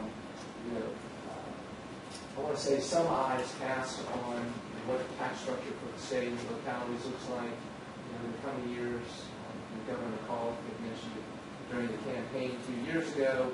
We need to do something about local business taxes, to be called the machinery and tools tax. But if you're going to do anything with those, there has to be a replacement mechanism for localities. Of course, that has happened either. You most recently mentioned looking at business taxes again, and more in line with in the corporate income tax. He asked the Secretary of Finance to do that. But you'll hear this chatter every now and then. But as evident by a number of studies that we've seen over the past couple of decades, that really haven't produced a lot of action. One quick question. Were any of those 4 categories you mentioned, that's cigarettes, occupancy, the meal tax, and so forth, tied into any mandates, funded, unfunded, partially funded? Any of the categories, so that you could argue the point that, that you were making us do this, but, and it's essentially a usage tax, so we're trying to pay for what you're doing, so none of them were tied into. There was none of the 4 particularly that I could mention. There were some other bills that I didn't mention. I believe it was the Pulaski County legislation where they had actually specifically requested cigarette tax authority, and they were going to use the revenue generated for that for some school facilities. I think one bill was for public education for that tax, and the other one was for school maintenance and construction. They both failed in committee. I'm going back to where I started from, I think the first night that I was here, and that is, it's a philosophical thing with me, but I really lean more towards a usage tax where the person who's using that service, that facility, and so forth, would pay for it as opposed to the general population paying for that. It doesn't sound like any of that fits here. Other than the fact that you would be taxing more money, which nobody wants to agree to. I mean, that's certainly, legislation could be introduced to make that time. But you've got general code provisions in there that will complement That, and also you need to show some use of that money for some practical purpose, I'm sure. Okay. Yeah, the reason why we have to go to the General Assembly for these things is the basic principle of Virginia law called the Dillon Rule. And unless we're specifically enabled to do something or have that or directly implied authority from some expressly granted authority, we can't do it. And the courts have been very strict, and there's a presumption against us having the authority, so it's not something that we can stretch it so far. But the four taxes that we do have that there are authority granted around are what's called the excise taxes. And cities, under their charters and pursuant to a state statute that's cited here in the first bullet, they have generally authority regarding all four of these taxes I'm going to talk to about, imposing the excise tax with no rate limitation. In regards to the meals tax in particular, counties do have the authority to impose a meals tax, but there are restrictions on the rate. And that restriction is it can't exceed 4%. And for all but 5 counties, it can only be imposed if it's imposed after approval by a referendum of the general voters in the locality. Albemarle County actually had a referendum in 1997 after a couple of failed attempts, and it was approved. And we imposed the maximum meals tax starting in January, I believe, of 1998. The city of Charlottesville, in contrast, currently has a 5% meals tax. It's 1% greater than ours. See some of the information you've had previously. A penny of our meals tax in FY16 equates to about $1.7 million of revenue. And around the Commonwealth, about half the counties have a meals tax, 46 counties, and they're all at the maximum of 4%. Henrico is probably the most notorious one of recently that had a referendum that passed a year ago, and they've imposed a 4% on meals tax. But of note, counties like Fairfax, Prince William County, Loudoun, and Chesterfield do not have a meals tax. They have never gone through the referendum process to make that happen. I've successfully gone through the referendum process. So Loud doesn't have one? They do not. About $1.10 on the real estate law. They do have a real estate tax. They don't need it. The next tax is the transient occupancy tax. Again, cities don't have a cap on the transient occupancy tax, whereas counties are generally able to have a 2% transient occupancy tax. There are 50 counties, including Albemarle, that have additional authority to levy a tax up to 5% with any excess over 2% being has it to be separated into a different fund and spent solely on tourism and tourism-related travel issues. Albemarle currently has that 5% tax, which generates about $556,000 in FY16 per penny. 30% of that is dedicated to the tourism bureau, which is a joint operation of city and county, the CACBD. Charlottesville's tax is currently 6%. There are some localities that have had some success in getting additional authority for transient occupancy, but with one exception, and it's all been for very specific dedicated purposes, wrapped around usually tourism projects or convention centers, things that are related to tourism. The one exception is the Roanoke County, which in 2012, I believe, got authority for a 7% tax, with everything over 5% having to be dedicated to tourism. The cigarette tax is another one that cities and towns have general taxing authority with no limit on the amount. Counties don't have a general authority for a cigarette tax, with the exception of Fairfax and Arlington County, which specifically have the authority, which was granted to them in the 1970s. And they have a maximum of 5 cents per pack for the amount that the state imposes, which is currently 30 cents, and both of them levy a 30-cent cigarette tax at this point in time. A year ago, Charlottesville raised their cigarette tax from 35 cents a pack to 55 cents a pack. We had projected, based on some assumptions, that we had the state per capita smoking rate as a city, that a 30 cents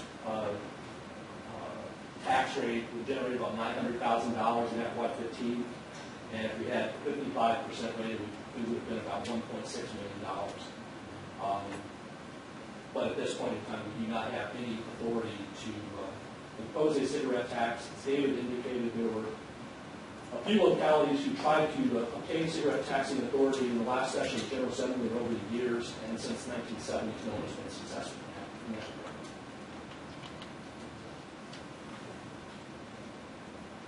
So what's the possibility of turning the county into a large city? Or town, a town of Albemarle. The last tax is an admissions Former tax. substance. Yeah. And again, admissions taxes are generally provided for cities and towns with no rate limitation. Albemarle County currently does not have any enabling authority to levy an admissions tax. There are 13 counties with various ability to impose an admissions tax.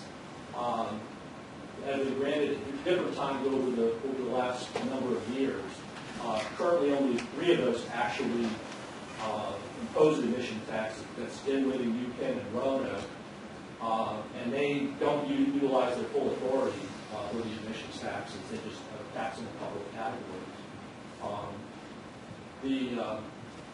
There are some restrictions on the admissions tax for the counties that have them, as well as for the cities, where they set up different classifications of events where you can charge admissions tax. That enables you to impose different rates for different classifications of events if you choose to do so. The interest here has always been, and I think in these counties, where there's large venues that you can collect taxes. I mean, Newton is a racetrack, for example. And some of these other localities that have specific authority, it was in anticipation of getting either baseball stadiums or things of that nature where there was going to be a possibility of revenue being generated. And where that hasn't panned out, they've never used the authority. Here, there's always been the question of whether or not there would be possibility of having an admissions tax that would apply to UVA events. There was actually an Attorney General's opinion that was issued to the City of Norfolk that said that the City of Norfolk, which has an admissions tax, could not apply it to Norfolk State University without specific enabling authority that would allow them to impose a tax on a state entity. And that enabling authority has never been granted. Also of note, we do have a what's called a three-party agreement with the university and the city that was entered into back in 1986, and in that there's a covenant that the county and city and the university would not try to seek any legislation that would impact each other without mutual agreement. So in order to levy an admissions tax, for example, on university events, you have to both have admissions tax enabling authority specifically to authorize you to collect it from a state entity, and moving forward with concurrence or mutual consent with the parties that are impacted. Are John Paul Jones concerts considered to be university events? That's a question that has been asked. We haven't I don't know specifically whether or not that is a university event. I think we assume that they are, but I haven't looked at the mechanics of it. Certainly Scott Stadium and John Paul Jones Arena are physically located within the jurisdiction of the county. We're clear with basketball and football games. And ball games would be state events. But, No question. but the question is whether when Elton John plays at JPJ, it's a university event. I'm not sure the contractual situations are to give rise to that. I would imagine it would depend on who's the sponsor. And I think private sponsor. That's actually a new issue, a new question since we last looked at this, that we think is worth exploring if the committee wants to see how that might fit in and whether there's something there that wouldn't require certain pieces of state legislation, but would apply like an admissions tax on movie theater or a big venue like JPJ. So we're going to talk about that a little bit more in a few minutes. Some localities have been given authority to do admissions tax and are doing it.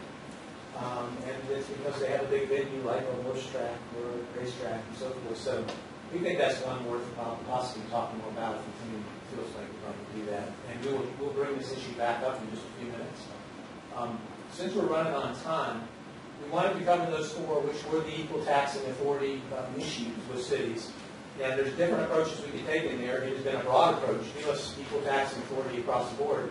We could dive into certain things like the admissions. We think that's a strategy that makes some more sense. With that said, we're moving on from the existing things to some new ideas, some research that staff have done. And Lisa will cover that next. Thank you, Tom. As Tom mentioned, we've been focused so far on what we have done or what we've had underway. And obviously the question is, if we cast a wider net, we're not the only community that's facing this. So what are we seeing happening in other areas that we would consider to be potentially relevant or interesting to us? So what is that innovative stuff out there that we wanted to bring before you? I think there's a lot of ways to divide or to define innovation.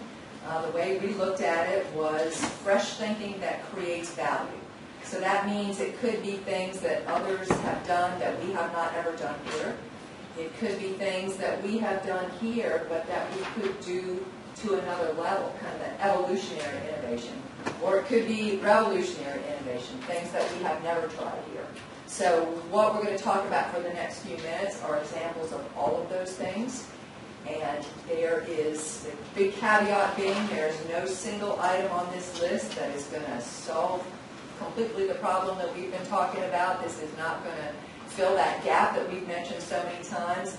It's really intended to be more an exposure. I'm realizing I don't have my mic on. It's intended to be exposure to diversification approaches and new thinking that is about building. There we go. That is about building a collection of revenue strategies. We would not expect to exactly duplicate any of these. They all present some opportunities and they all present some challenges that would have to be carefully thought through and explored. But we did want to get some evolutionary and potentially revolutionary thoughts in front of you as you begin your deliberations to see whether they spark any thoughts. I think what's important to note is that the strategies that are being used by other communities that we're going to talk about here really all include a pretty universal theme, and that is thinking entrepreneurially about options like capacity, value, marketing, partnership, regionalization, where appropriate. And these are just some examples of how that's being done in other communities. First thing, corporate or philanthropic sponsorships to underwrite events or activities or facilities. We've already done some small level of, I guess what you would call naming rights. Recent park donation up at Fire Park being an example of that. Some communities are taking that to a very different level. For example, in the city of Plano, Texas, they have worked with a hospital there that has agreed to pay the city $1 million over 5 years in a sponsorship deal that gives the hospital limited advertising rights at more than a dozen public facilities. For example, their parks and rec places and other locations. The hospital is able to advertise there. They also get exclusive rights to provide health screenings at city rec centers. So it was that kind of a corporate sponsorship, if you will. When you think about partnership and regionalism and opportunities for joint purchasing, contract agreements, etc., we already do this to a pretty great extent in-house with our own school division, with shared facilities like county attorney, finance, HR, etc., and regional. You all are very familiar with the library system, the airport, and those kinds of things. The way this looks in some other communities, for example, there's a county that, along with its school district and a number of surrounding municipalities, has formed a joint partnership to develop a central records management facility. They pooled together to retrofit an existing facility to meet everybody's needs so that they're not all having to do that, resulting in a cost savings of about $50,000 a year. Example of about 7 or 8 counties up in the New York area that created a municipal purchasing group, which is a purchasing cooperative. Since it formed, there's now 25 municipalities participating, and obviously they're getting really good opportunities for cooperative bidding, etc. An example that has to do with how that regional approach is dealing with an unfunded mandate. Up in New York, there's an unfunded mandate that was passed that requires counties to cover the cost of legal counsel for indigent clients. It's particularly expensive if there's a conflict of interest that makes it impossible for a county public defender to provide that service. So 3 or 4 counties have come together to share their public defenders with each other to step in when that case happens, and they have realized some pretty significant savings in being able to do that. The next one, market-based revenue opportunities for advertising on various county properties. Again, this is not a new thing that has never been seen before. Our county has not gotten into that business, but there are a number of counties and cities that look at direct, indirect, and media-based advertising on county properties, vehicles, websites, public spaces, etc. For example, the MARTA transportation system employs a model in which advertisements are placed on bus shelters and the revenues are divided with the local jurisdiction. There are a number of advertising opportunities that localities have, bills, vehicles, websites, those kinds of things. In the category of increasing sales, governments already sell a lot of things, licenses, property, park passes, but we don't always do the best job of marketing those services or optimizing the sales process. Some counties and localities are looking at things like what expertise and capacity do they have on staff that might be of financial interest to others. GIS data in a lot of communities is something that they are selling to interested realtors and other parties who are very interested in the aerial photography, mapping capacity there. Another example is a community that had a 311 Citizen Health Center. They had capacity there that was not being used to its fullest. So they did an assessment and figured out that there were the local realtor community and others were very interested in the great wealth of information that 311 system had garnered. And so they are selling those services to other jurisdictions. Repurposing government buildings to maximize taxable space. Some counties and cities have found themselves in the position of having more building than they need to house staff and records, as those things are, staff is maybe being consolidated and records are being put in different formats so they don't need so much space anymore. So they're figuring out ways to turn that into taxable kinds of situations. We've done that ourselves as a first step at the Crozet Library. We now have 2 paying tenants in excess space that the library does not need yet for its own services.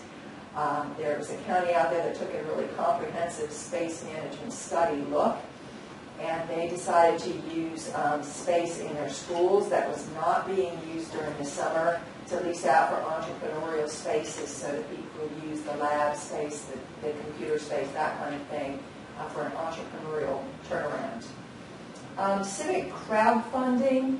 How many of you all are familiar with the Kickstarter platform? So you know that got started as really being a way for creative, artistic kind of things to be put out there online. and people would proactively decide to put funding in to make that happen. I don't think that Brian Wheeler is still here, but I believe that the education reporter who works for Charlottesville Tomorrow was funded through a Kickstarter program.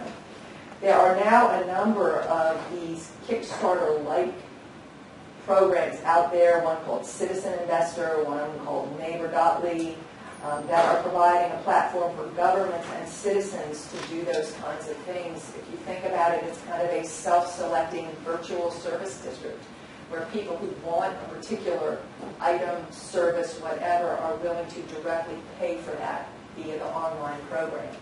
These are usually for small items. These are not going to fill a multi-million-dollar gap, but for items that are in the $5,000 to $30,000 to $50,000 range, and would have potentially a tough time competing with a core service need in a budget. This has been an effective way for communities to do that. There are a lot of, for example, in Central Falls, they did one where they raised $10,000 in a number of weeks to do a park, to redesign a park and bring that up to speed. In Denver, there's about $150,000 that they need to do a protected bike lane. That's coming from a combination between the business community and a crowdfunding campaign. I think what's interesting also about the crowdfunding is that it really is about mobilizing millennials and younger residents to whom that's how they think, that's how they vote, that's how they get engaged. So it really not only brings money in and makes projects happen, but it brings a whole new constituency into active engagement with local government. The one I mentioned, Neighborly, is actually introducing a community investment program which will allow individuals to buy bonds in the city project of their choice online. Public-private partnerships, this is certainly nothing new. They've been used successfully for decades.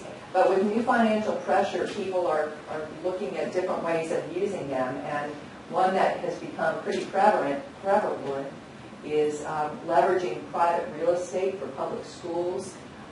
In Mesa, Arizona, 700 students come to class every day in a former grocery store. In Raleigh, North Carolina, they are repurposing a manufacturing facility as classroom space. In Phoenix, Arizona, a couple schools are sharing a venue that once was a mall, but that has now been turned over into a public school. And beyond just repurposing existing real estate, in New York City, for example, is taking a little further. They are leasing 1.5 acres of city-owned property to a private firm in exchange for the developer adding space for 2 public schools in the building.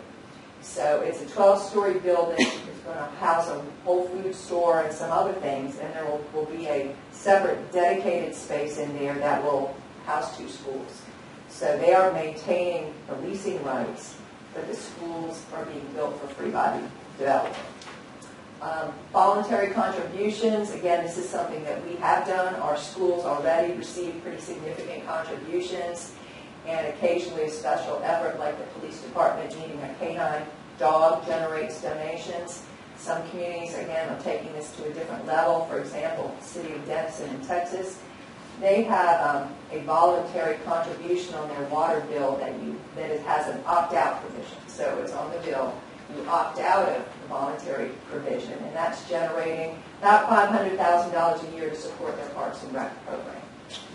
And then lastly, dedicated revenues to fund specific services. You've already talked a lot about that today, so I won't go into much detail other than to say you've heard about our stormwater effort being kind of first step towards that, and seeing, certainly in our research, seeing communities that are, both for purposes of transparency and for purposes of guaranteeing a steady, reliable funding source for selected programs that are really figuring out how to do dedicated revenue to support certain items. So again, that was a really kind of quick spin through a lot of things. It wasn't intended to suggest that we should do any one of these particular things, but hopefully to give you the sense that as we look at how we build our revenue sources for the future, it's not necessarily, as Tom said, all about how exactly do we fill that gap, but how do we explore possibilities out there that might bring us some positive return.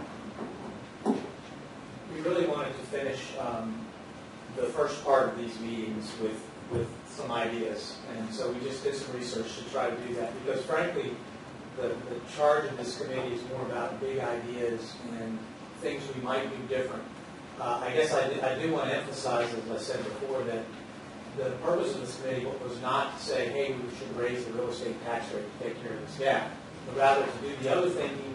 The board can do that. To do the other thinking, sparking ideas, getting thoughts in different ways and different approaches from you all, that may make us think different about how we do things here as we look at that challenge for the future. I wanted to spend just a couple minutes revisiting the charge and getting a little more specific in the kind of things that I think will help the committee move forward. If we could go to the next slide. The first part of the charge was to understand the current and future funding challenges and service demands. We spent a lot of time on this, and I want to apologize, but at the same time, I don't think we can take on this work without having a good grounding in what we're faced with. We tried to do that. The real charge of the committee is to develop a prioritized set of strategies to meet future resource needs. We've talked about strategies, including but not being limited to identifying new sources of funding, considering various methods of raising funds, and potential enhancements to existing revenue sources. There is a report due to the board, the first meeting in February. We want to drill down on this, November. February would be good, wouldn't it? In November, so it's coming up quicker than that. But drilling down to this charge a little bit more specifically, the charge was to request the committee to review the items that you see before you. I'm going to go to the next two slides to drill into that a little bit further. So existing revenue sources.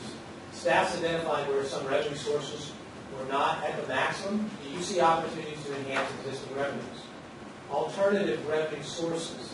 Do you see an opportunity to establish alternative revenue sources? We talked a little bit about some of the legislative things, missions which we don't have now. Is that a good approach? Taxes by service or other districts. Should the county consider the establishment of service districts to create the opportunity to set higher tax rates for enhanced levels of service in certain areas? D, voter referendum to indicate support for tax increases for specific facilities. Should the county seek voter approval for new facilities and taxes to pay for them? Again, a question the board would like you to chime in on. E, continued pursuit of legislative changes to provide additional taxing authority. Should the county continue to pursue legislative changes, and if so, are there other strategies that you see that we should be considering? And finally, sort of the catch-all, other alternatives to enhance resources. What other alternatives, big ideas, or opportunities beyond what has been considered that you see? I want to say that Mark Roberts has forwarded some different ideas to us, which we've included in some of your materials. Payment in lieu of taxes as an example, and then an entire list of some other strategies. If we drill into this one just a little bit more on the last slide, the things that you've asked for to look at further, and may create agendas for the next couple months. The land use policy, as Dennis has mentioned, about $18 million in tax rates, if you will, for farmers in rural areas that have legitimate farming operations going on. Are there ways to tweak that program? Should we drill into that a little bit more? We've provided a bunch of materials. The fiscal first aid strategies is one of those items that Mark had provided to you all. I can tell you the staff has already started looking at those to bring something back to you to tell you what we have been doing about maximizing collections and things like that. So we've got some information to share. Payment in lieu of taxes is one of the latest things that was brought forward and has been provided last night in your materials. A number of universities, state-supported facilities, or nonprofits had voluntarily made contributions in lieu of a tax payment that they really aren't required to do, so it's a voluntary contribution. Significant dollars in some parts of the country that are not required. I will say that the University of Virginia has already done that on foundation facilities. Things like the research parks are paying taxes and they don't have to. They agreed to do it through the three-party agreement Larry mentioned earlier. The question is, are there other opportunities like that with the university or with nonprofits in the community that are not currently required to pay taxes? Again, we're not talking about a mandatory type of thing, but is that an approach we ought to pursue in a much more aggressive way? through partnerships. Economic development, it's hard to talk about the tax rate issue without talking about the tax base. The request was made that we talk a little bit more about that program, so we're prepared to do that and see if you think that that's something that we should put in your recommendations or something we should continue to pursue or more aggressively pursue as an example. The admissions tax is a particularly interesting one because of JPJ, not unlike some other major venues and some of these other localities that have actually set an admissions tax. The fact that other localities are already authorized, we saw 13 counties, means that it's not as big a hurdle as asking for equal taxing authority for all counties. We could be asking for Albemarle County to get the opportunity to do an admissions tax. We could do some more research on how JPJ would fall into that, and so forth. And then finally, we threw out some ideas for you. But you all may have other ideas as well. Unfortunately, and I think it's good that we had a lot of questions today. That's taken up some time. That's made it short for us. But we really wanted to basically get to this point today, get some direction from you on the things you'd like to do as a committee going forward. The last thing I'll say is there was a discussion about selecting a chair for this group, and that's an issue before you as well. So with that, and kind of rushed, we are sort of saying to you, are these topics you want to look at some more? What do these next meetings look like? And I'm just going to open it up at that stage, and we'll see what kind of reaction we have as we go forward. I think these are good beginnings. We have to start somewhere. I'm not advocating any of these strategies, by the way. I do think it's, by the time you get, land use is just a little piece, but then you have, the first aid strategy list. We get that, and there's a lot of material there that I think that's a whole meeting in itself, just starting to discuss the pros and cons, kind of going through what I call a clean whiteboard approach on all these things would be a good start. That's my personal opinion. Yeah, and again, I agree with what Mark's saying. I come from a background of looking for boulders. I'm looking for opportunities that the effort expended would yield substantial results. And I don't know what those are, quite honestly. But the list that has come up here, the things that other people are doing, gets my thinking going. And it may not be exactly what they've done, but it may be something along those lines that we can consider. But I agree that we have to get in a room together and essentially start filtering some of this stuff. This goes here, maybe move ahead on some of this other stuff. But that's my perspective on the next step. I have a request, and I hate to, staff has provided so much information, and we have all this information about what the county is really doing. But I think what's missing for me is really looking at some comparative benchmark information. And I know that Davenport provides a lot of that. I would like to see some comparative information, if we could put that together, that really looks at the AAA counties, looks at their mix of taxes, where their revenue comes from, different ways that it's spent, but different ways it's collected, their collection rates, a lot of data that I think if we look at that and see how some of those other counties are doing, what their diversity is in their funding, something may jump out. And something may jump out to us and say, oh, look, why is their percentage of taxes in this area so much higher than ours? Why is their state revenues more here? I don't know, but I think it'd be worth looking at that and see if anything does jump out at us to say, let's take a look at how they're doing this. Because they're certainly, all those counties certainly are in the forefront. And they also are under the same policies that we are. So I think we can pursue that for sure. Taking that benchmarking on our revenue sources and continue to see if we're... Well, and there's taxing capacity. I know one of the things that bond raters look at is your ability to tax and your, not only your ability, but your ability, effort. Taxability. Yeah, your ability and also your carrying through with your taxability. And so they'll compare different localities with your, how you are effectively using your tax base. And I think that's also something that we should think about, the political will, I guess, to use that capacity. I think that's a good one for us to have a list, I'm sure. I think it might be helpful, maybe it's because I'm a listener, if the staff could take all of these and sort of synthesize, make the list a little bit smaller, taking the ones that seem from the staff level to have some promise, some applicability, and we could have that, and then we could begin to deal with each one of those and mark some of them off the list, and might come up then with 4 or 5 or 6, 7 things that really seem to have some possibility. But otherwise, from my perspective, you'll just be all over the place. So I thought to see it organized.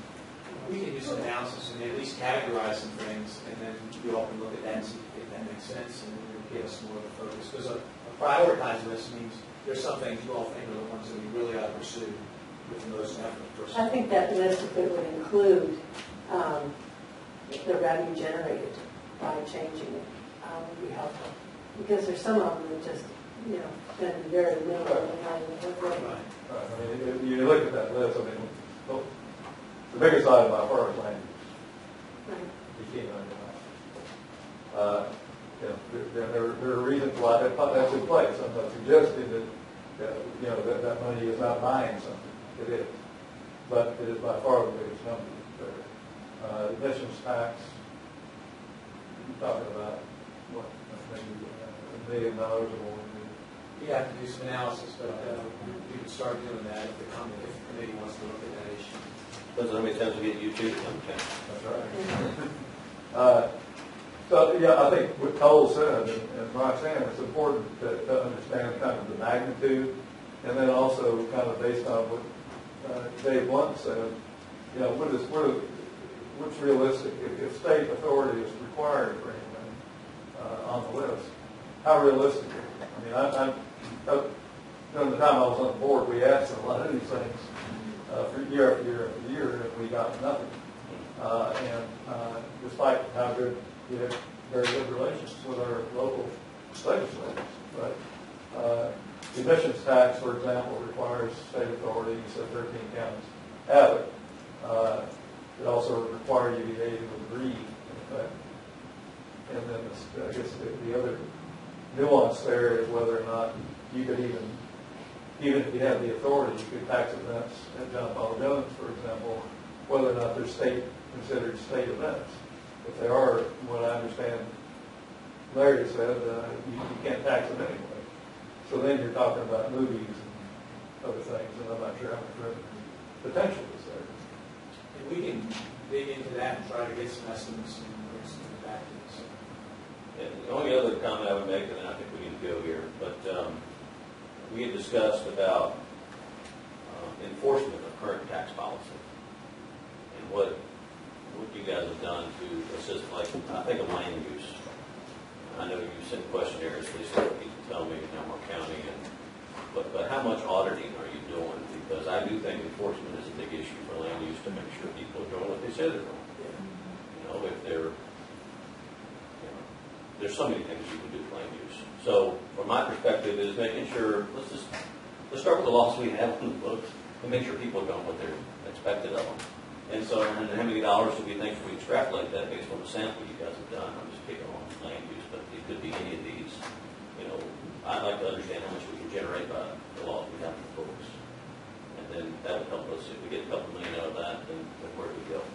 We've got some information to share on that. I knew you were working on that, so it's just something that's Definitely an important piece of I think resources.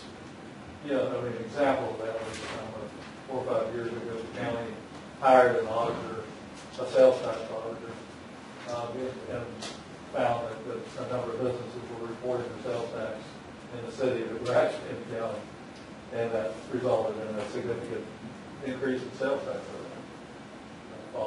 hopefully that focus and bring that back to you. Well, I know we're drawing near to the end of the meeting, obviously. Tom asked about chairmanship because we have organized the meetings up until now, but we didn't want to be presumptuous and do it past this point. So we wanted to make sure that before we leave, we have a clear sense of how you all see moving forward in terms of structure and organization and getting agendas and the meetings put together from this point forward. I would recommend that we can discuss it, but I would recommend we do what we discussed last meeting, is to get Tom to be our facilitator. Obviously, staff will have to help us put our report together, whatever that means. I don't even know what that's going to look like. And it sounds like we're working all well together. You be kind of the conduit. We continue to send you information, like I've done with you guys, which is not much, but it's something to think about. And we keep moving forward, unless the committee, that would be my recommendation. I agree. I agree.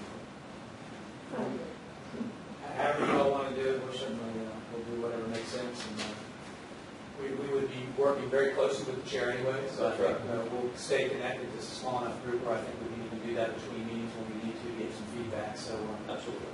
we'll sort of carry forward like we did today, and staff will bring some things forward. We've been on kind of the every 2-week schedule. Does that still seem I think so. appropriate time frame? I think so. What we'll do is follow up with you then to try to get some dates nailed down. There may be some conflicts in there, so we'll figure out how to make that work. We've been doing Wednesdays normally, right? Wednesday afternoons. Yeah, or still. I'm not going to say I can do every Wednesday, but that's been good for me so far. Okay. We'll take this pattern and connect back out with you all. Can I ask Dave one other question? Dave, is there any effort to continue to press for impact fees, especially as the noose has gotten tightened around the properties? No, I don't think that we get very far in making that push at this point. This came up at the board's discussion of legislative issues last week, when we had legislation that we had proposed back in 2008, I believe it was, where properties would have been eliminated and then it was based by a very restrictive impact fee. Folks in the building industry would take a pretty conservative approach and haven't really been floating out anything. So I don't know that we get anywhere anytime with that. You're not optimistic that there will be potential change of legislation? Don't think that'd be very optimistic. Sometimes it's even backfired and led to change the problems. Well, it's a whole lot better. It's a fairer system than a proper system that has all kinds of anomalies. Thank you all. I apologize for us being a little bit late. There's no other